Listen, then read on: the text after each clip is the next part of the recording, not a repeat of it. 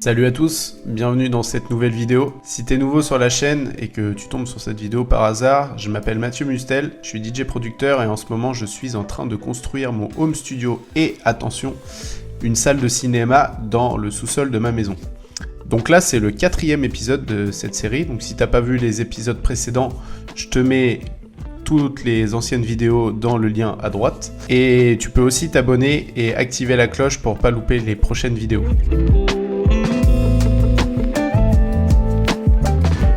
Tout d'abord, avant de commencer la vidéo d'aujourd'hui, j'aimerais vous remercier déjà pour les commentaires sur les vidéos précédentes et aussi sur la vidéo de la semaine dernière. Le contenu vous a plu dans l'ensemble, après au niveau montage, audio et vidéo, c'était pas top. Donc c'est une activité que je découvre au niveau montage vidéo et autres. Donc voilà, merci pour vos retours et je vais faire en sorte de m'améliorer dans les prochaines vidéos. Aujourd'hui, on va parler de l'électricité, un chapitre très important du studio. Il va y avoir un petit retour en arrière. Dans les vidéos précédentes, vous m'avez vu poser le placo et l'ossature du studio. Là, du coup, on va faire un petit retour en arrière. Donc après avoir fait l'ossature, on a passé tous les câbles dans les cloisons. Et du coup, dans les timelapses que vous allez voir dans cette vidéo, vous allez voir la salle complètement nue et sans le placo et sans l'isolation. Donc d'ailleurs, si t'as pas vu l'épisode précédent sur la pose du placo et de l'ossature, pareil, je te mets là, par là. Je te mets le lien en haut ici. On va rester un petit peu au studio actuel et je vais vous présenter un peu de comment j'ai procédé pour toute l'installation électrique, ce que j'ai mis comme matériel à l'intérieur. Voilà, on va faire un petit point ensemble et après on partira sur des timelapses sur toute l'installation du studio. Avant de commencer les travaux, j'ai fait un plan. C'est un petit plan d'ensemble du studio. Alors c'est rien de compliqué là-dedans, mais j'ai essayé de définir déjà qu'est-ce que je souhaite avoir comme équipement à l'intérieur de mon studio. Que ça soit pour l'extraction d'air, le réseau, les prises électriques, les différentes prises audio. Donc j'ai tout placé dans l'espace. Voilà, en prenant des petits dessins, voilà, en faisant un petit croquis sur PowerPoint. Et du coup, j'ai tout disposé donc, dans l'espace. Ça m'a permis d'avoir déjà un schéma d'ensemble de la pièce et de pouvoir réfléchir au câblage que je vais devoir faire et les différents câbles et gaines que je vais devoir passer dans les cloisons. À la suite de ça, par rapport à tout ce matériel-là, donc j'ai fait un plan, donc ça c'est un tableau électrique, donc désolé pour ceux qui n'y connaissent pas grand chose en électricité, je vais essayer d'être le plus clair possible. Donc dans un premier temps, donc dans un tableau électrique pour protéger les personnes, on va mettre un interrupteur différentiel, donc j'ai choisi un interrupteur de 40 ampères, donc ça je reviendrai pourquoi, quel calibre j'ai choisi, comment j'ai fait pour choisir tout ça, les différentes sections de câbles aussi, qui est un point très important quand on fait de l'électricité. Moi j'ai des notions dans ce domaine-là, donc c'est un sujet qui me paraît simple. Et en allant chercher les petites informations au bon endroit, tout simplement sur internet, on arrive à trouver les informations qu'on souhaite pour rester dans les normes. Après j'ai pris tous mes différents composants que j'ai mis dans le premier schéma. Et donc j'ai réfléchi à ce qu'il me faut dans mon tableau électrique pour pouvoir répartir au mieux les circuits. Sans rentrer dans les détails, donc du coup on va avoir deux disjoncteurs différents pour la partie prise. Pour l'éclairage, on va avoir un premier disjoncteur. D'ailleurs il y a une erreur dans le tableau là parce que c'est éclairage 2, donc qui va correspondre à la LED. Donc un premier éclairage, donc c'est toutes les petites ampoules que vous voyez à l'intérieur en 10 ampères. Il y a un deuxième circuit LED qui est en 2 ampères. Ça va peut-être changer, je sais pas encore, enfin ça je verrai, je vais choisir le bon calibre quand je commencerai le projet LED. Et ça c'est la partie VMC, alors je l'ai appelé VMC mais ça va être les ventilations à l'intérieur du studio. PC service, donc c'est une prise de service, donc j'ai mis une prise de courant sur mon tableau électrique, voilà, ça peut toujours servir pour brancher des appareils, sachant que le tableau électrique est dans une pièce séparée au studio, donc ça va permettre de pouvoir brancher des choses, des outils, même pendant les travaux. C'est toujours utile d'avoir une prise à ce niveau-là. À la suite de ça, j'ai décomposé mon schéma, donc le premier schéma que je vous ai montré ici avec tout l'appareillage, donc je l'ai décomposé en plusieurs slides pour que ça soit plus clair. Donc là, dans cette vue-là, donc j'ai gardé que la partie éclairage et extraction d'air. Bon, j'ai décomposé en plusieurs schémas justement pour que ça soit lisible avec tous les traits qui circulent et autres. Ces traits-là, ça va me permettre de définir ce que je vais devoir passer comme câble dans ma cloison, quoi, pour être sûr de rien oublier. Donc j'ai fait 3 schémas différents, donc un pour l'éclairage, un autre pour les prises, et le troisième, ça va être pour tout ce qui est réseau. Par rapport à ça, donc j'ai choisi la section de mes câbles. Pour ceux qui, encore une fois, qui connaissent pas grand chose en électricité, les sections des câbles sont normalisées, donc on fait pas ce qu'on veut, on met pas n'importe quoi, on prend pas le moins cher. Donc pour choisir la section des câbles, donc du coup je me suis servi des différents tableaux de normes qu'on peut trouver. Sans faire de pub, mais le site de Legrand est très bien documenté sur toute cette partie-là, sur la partie section de câbles et normes des circuits de prise et circuits d'éclairage. Donc je me suis pas mal servi de ce site-là. Je vous mettrai le lien dans la description du site, ça peut toujours vous servir. J'ai décalé un petit peu l'image pour que vous voyez la partie sur la droite. Du coup, dans cette partie-là, donc ça va être les différents disjoncteurs que j'ai prévus dans mon tableau que je vous ai montré précédemment. J'ai réparti mes câbles et mes fils au niveau des disjoncteurs pour être sûr de ne rien oublier et d'avoir tout ce qu'il me faut à ce niveau-là. Donc pour ceux qui ne connaissent pas les dénominations des câbles, donc 3G, donc ça veut dire 3 fils. 3 fils, G c'est pour terre, et 1,5 mm², ça va être la section du câble, donc le diamètre du câble. Ça c'est pour le circuit d'éclairage. Le circuit de prise, donc qui est un peu plus léger, donc il y a 2 circuits de prise. Le premier circuit va être surtout destiné à la partie contrôle, donc je mets 4 prises à la partie contrôle. Donc cette partie-là, il va y avoir des amplis, des processeurs, des redresseurs de tension, des choses comme ça.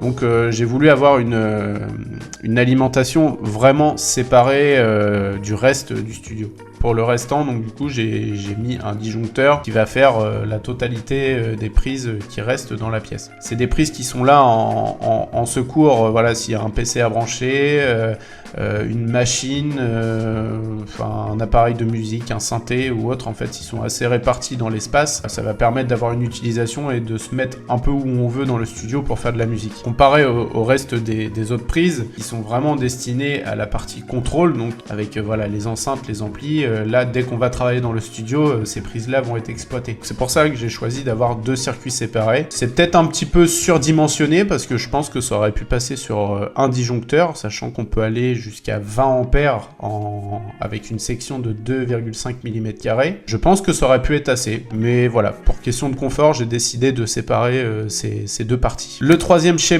c'est la partie réseau, vidéo et audio.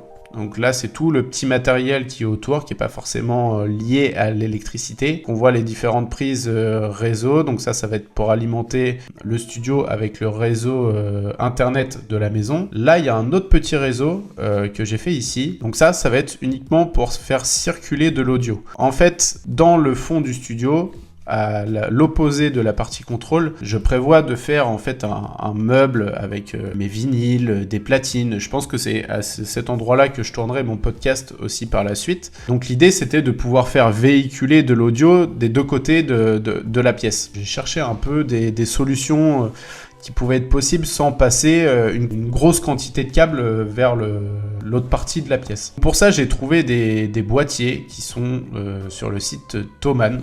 Voilà, je vais vous mettre le lien en description.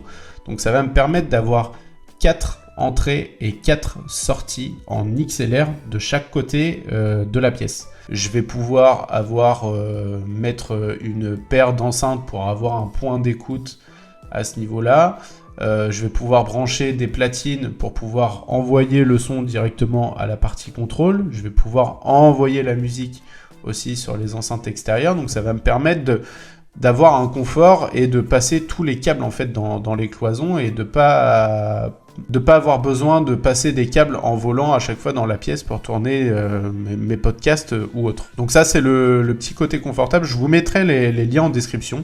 Il n'y a pas d'affiliation, je suis désolé. Après Thomann, si vous m'écoutez, il n'y a pas de souci, je veux bien travailler avec vous. Il y a peut-être d'autres solutions. Si vous avez des solutions similaires que vous avez fait dans votre studio, je serais curieux d'avoir votre avis et vos explications là-dessus. Pour le home cinéma, donc là on passe sur la partie cinéma. Jusqu'à présent, je vous ai parlé beaucoup de la partie Home Studio parce que c'est la fonction primaire de cette pièce, mais en plus de ça, donc du coup je fais une salle de cinéma, donc j'en ai profité aussi pour faire circuler tous les câbles en lien avec le home cinéma. Pour la partie ampli, donc ça va se situer à ce niveau-là, à la partie contrôle, j'ai ramené tous les câbles nécessaires aux enceintes arrière. Voilà, donc j'ai passé 4 fils parce que du coup il va y avoir 2 fils pour la partie enceinte arrière et aussi 2 autres fils pour la partie Atmos. On va essayer de monter un système son en Dolby Atmos, donc voilà, c'est pour ça que j'ai fait véhiculer 2 câbles de chaque côté de la pièce pour pouvoir avoir un son en Atmos. Pour l'HDMI, c'est simple, en fait, je vais mettre un vidéoprojecteur dans le fond de la pièce, je passe un câble HDMI dans les cloisons pour faire circuler la vidéo à l'intérieur. Si vous avez des questions, n'hésitez pas à me les mettre en commentaire, des choses où j'ai pas été assez clair. Je me ferai un plaisir de vous répondre. Et puis voilà, si je vous ai donné 2-3 astuces, vous pouvez cliquer aussi sur le petit pouce bleu, ça fait toujours plaisir. On arrive à la deuxième partie de la vidéo où on part en timelapse pour le passage des câbles. On a dû déplacer les montants au niveau de la partie contrôle parce qu'il y avait tout simplement un montant qui tombait en plein milieu de la pièce. Donc pour passer tous les câbles pour le point de contrôle, c'était pas possible. Donc on a décalé les montants et en plus ça renforcera cette partie-là si jamais j'ai envie de crocher un écran par la suite. Dans une grande majorité, on a passé essentiellement des gaines. Il n'y a que le réseau de prise où on a passé en câble. C'est du restant de matériel que j'avais de la rénovation de ma maison, donc j'en ai profité pour écouler le stock de fils et de gaines qui me restait. Petite astuce du coup pour passer les fils à l'intérieur des gaines. Vous avez des petits fils en acier qu'on appelle des tire-fils. Il faut crocher les fils électriques dessus. Après, il n'y a plus qu'à tirer d'un bout à l'autre pour pouvoir passer les fils à l'intérieur. On a ajouté aussi un petit peu de graisse à câble à l'intérieur des gaines pour faciliter le passage des fils à l'intérieur.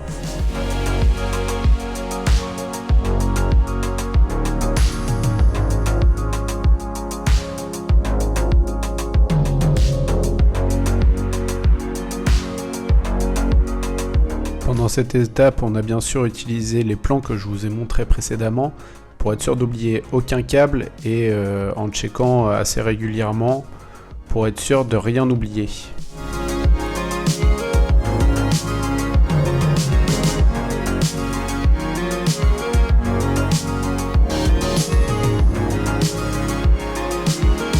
Ça nous a pris environ une demi-journée pour passer toutes les gaines et tous les câbles.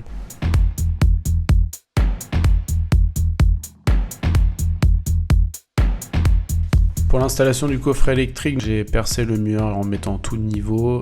J'avais essayé avec des chevilles à frapper, mais le mur est en aglo, donc ça marche pas du tout. Donc, comme j'avais déjà fait les perçages, j'ai quand même laissé les chevilles à frapper. J'en ai profité pour remettre de niveau et faire 4 perçages supplémentaires au milieu que j'ai mis avec des chevilles standards. Donc il n'y a pas de danger, ça ne va pas bouger.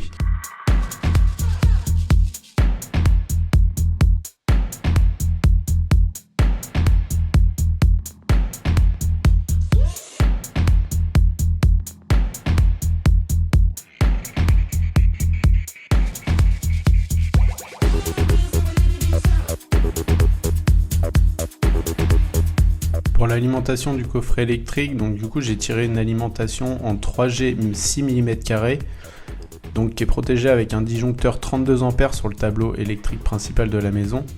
Donc pour ça j'ai choisi de mettre un interrupteur différentiel de 40 A, du coup qui est largement suffisant vu que l'alimentation est protégée par un 32 A au coffret principal. Après ça, j'ai pris tous mes câbles que j'ai passés précédemment, du coup j'ai tout repéré pour mettre avec les bons disjoncteurs associés.